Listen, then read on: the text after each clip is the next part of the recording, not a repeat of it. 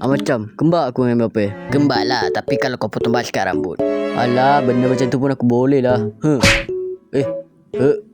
Aduh. Ref, penal lah.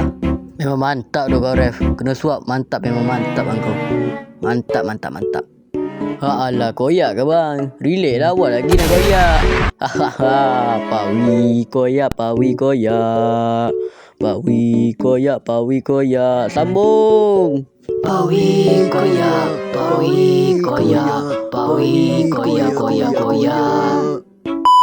Tentu ini hasil yang sangat memuaskan. Dan untuk second leg nanti kita orang tinggal bermain santai. Sebab first leg ni dah bantai-bantai kan. Jadi mustahil lalu comeback.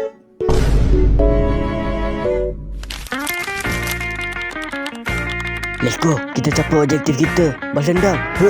Aduh. Prit, penalti. Waktunya aku balas semua percakapan hater dengan gol aku ni. Sedih lah korang. Korang lepas ni takkan boleh dah maki-maki aku lagi. Mampus. Mana hater? Kau boleh cakap apa lagi hater? Mana hater?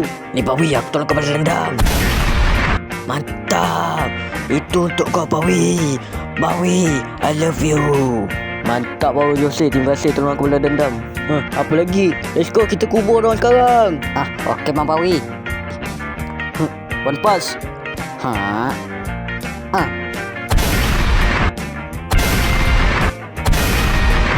Let's go, comeback kita. Itu kat sana ramai-ramai ada apa tu? Ada pesta apa-apa ke? Ada majlis ke?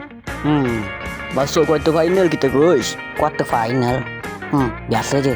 Alamak, coolnya coach kita. Yes, quarter final. Pula dah.